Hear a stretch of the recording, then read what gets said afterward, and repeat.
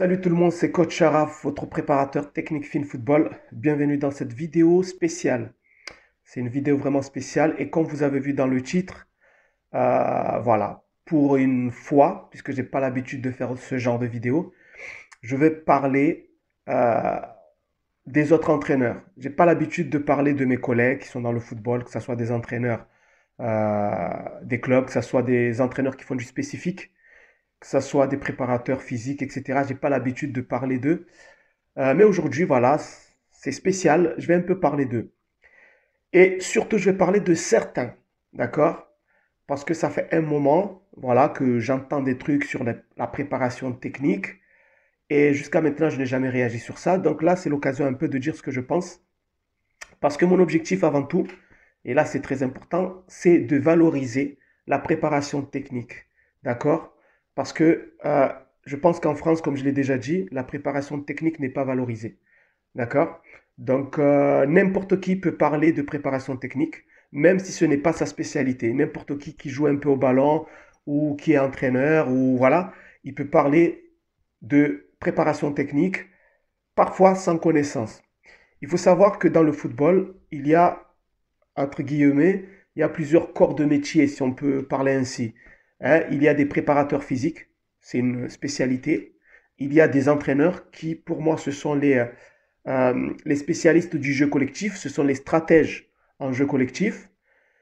Il y a les préparateurs techniques, même si en France, ça n'existe pas officiellement, d'accord? Puisqu'aujourd'hui, ceux qui mettent en place les plateaux, les séances de préparation technique sont souvent des entraîneurs, des éducateurs.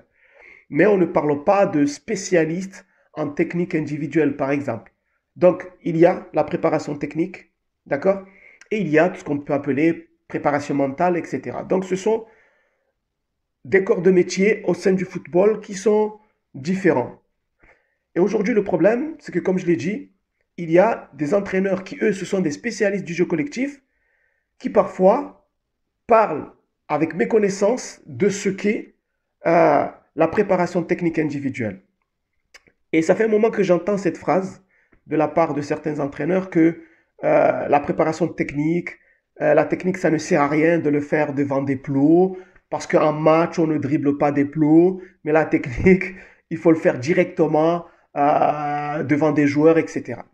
Et là, je me dis, en fait, il y a un problème réellement en France.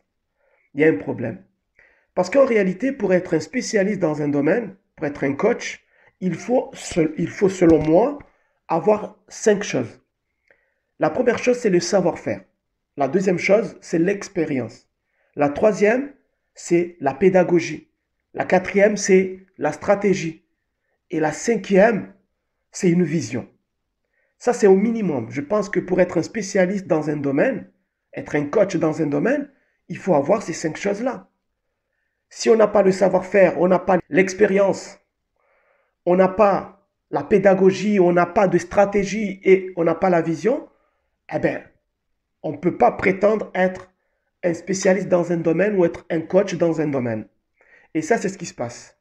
Pourquoi? Parce que les gens qui disent ça, qui disent que ça ne sert à rien de faire de la technique devant des plots, parce qu'on ne dribble pas des plots pendant un match, sont des gens en fait qui ne sont pas des spécialistes de la technique.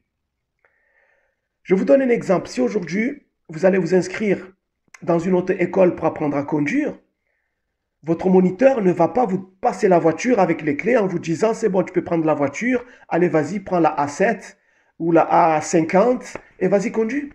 Il ne va pas non plus te donner les clés de la voiture en te disant maintenant c'est bon, tu peux conduire sur la route en plein centre-ville de Marseille. La première chose qu'il va faire, le moniteur, il va t'amener dans un endroit où il n'y a pas de circulation. Il va te faire asseoir, il va t'expliquer c'est quoi le volant, comment manier le volant, comment le tenir, comment changer les vitesses. Il va t'expliquer les choses tranquillement, doucement, doucement. Et ensuite, petit à petit, tu vas rentrer en action. Il va t'amener petit à petit sur les chemins, sur les routes. Et c'est comme ça comment petit à petit, la personne apprend à conduire. Et lorsqu'il a compris comment conduire, en même temps, on lui apprendra le code de la route. Ça, c'est de la stratégie. Ça, c'est de la pédagogie. D'accord? Aujourd'hui, quand j'entends des entraîneurs parler de la technique, Je me rends compte que la majorité d'entre eux n'ont pas été formés. Pourquoi? Parce que lorsque tu apprends à un joueur la technique individuelle, d'ailleurs on parle de technique individuelle, d'accord? Technique individuelle.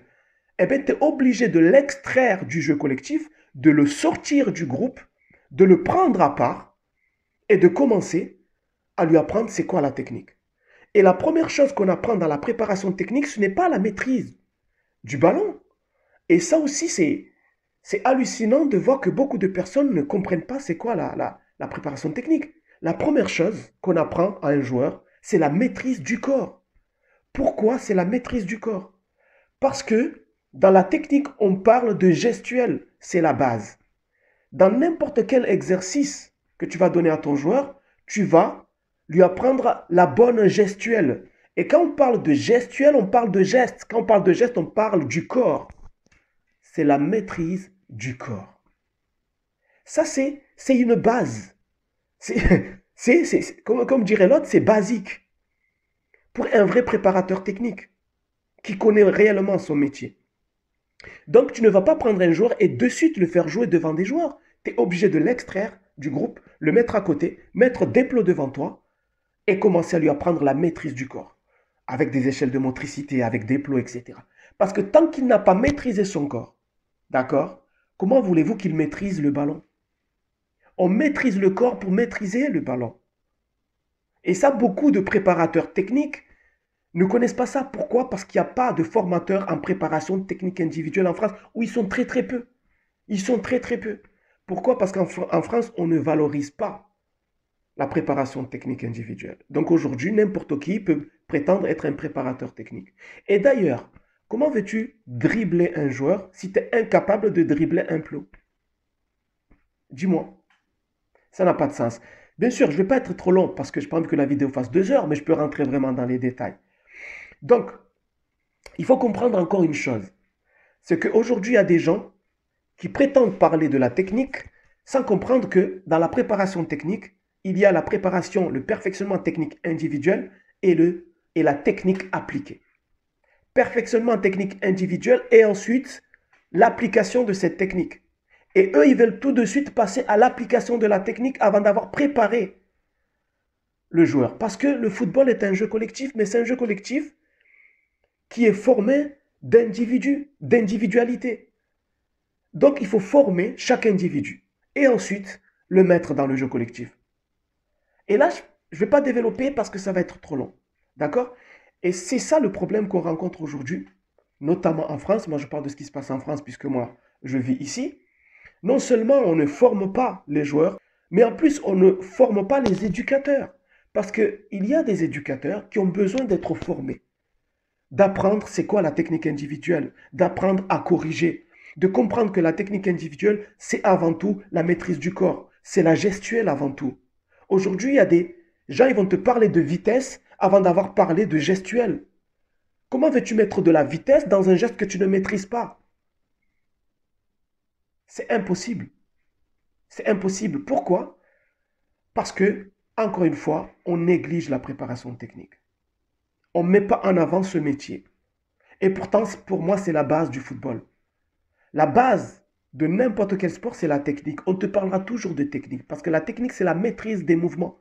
C'est la maîtrise des gestes. C'est la maîtrise du corps. Et donc voilà, donc je vais vraiment faire cette petite vidéo.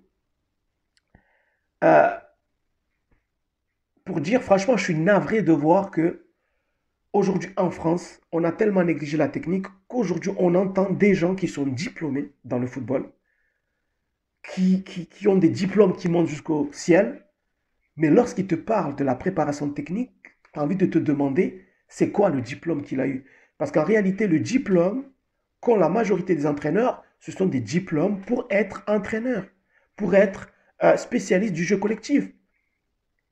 Ça ne veut pas dire qu'on ne peut pas avoir des connaissances en technique. Si, de toute façon, il faut avoir quelques connaissances en préparation technique, avoir quelques connaissances en préparation physique. Mais ce n'est pas parce que tu as quelques connaissances en préparation technique et quelques connaissances en préparation physique que tu es un préparateur technique, que tu es un préparateur physique. Toi, tu es un spécialiste du jeu collectif. C'est ton métier, c'est ta spécialité. Et moi, personnellement, quand un entraîneur parle du jeu collectif, je me tais. Sincèrement, je ne parle pas. Pourtant, j'ai joué au ballon.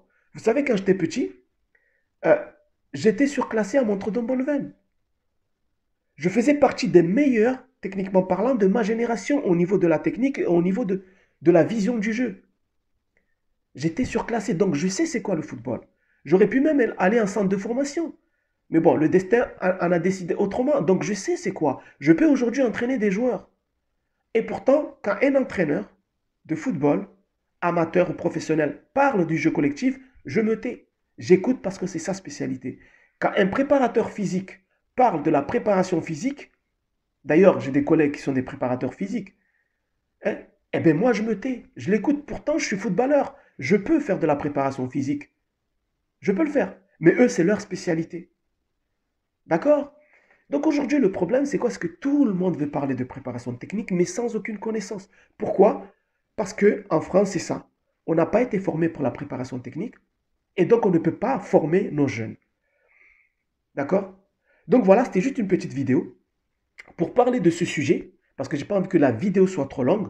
D'accord? Je pourrais revenir sur ce sujet dans d'autres vidéos, parce qu'en 2021, il est temps de valoriser la préparation technique.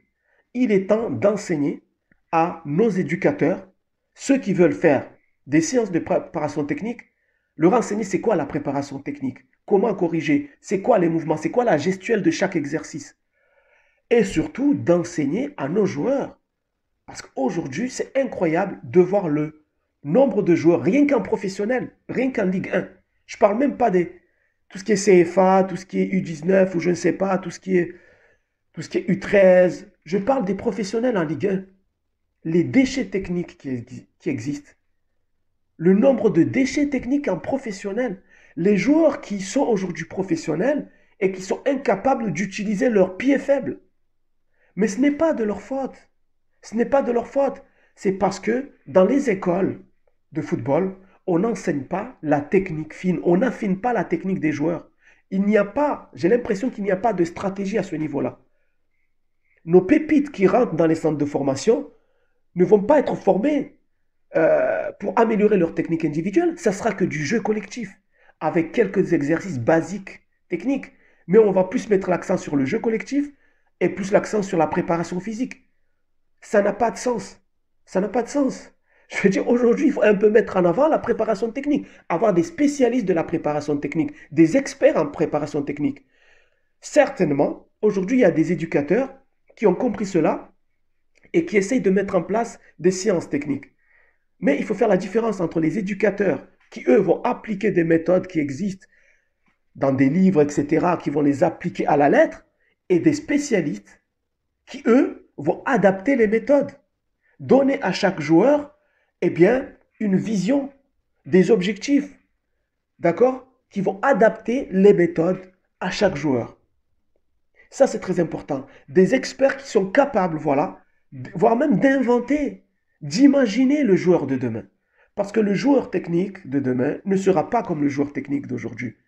D'accord? Mais ça, je le développerai dans d'autres vidéos. Sur ce, restez toujours motivés. C'était Coach Sharaf. À très bientôt. Ciao!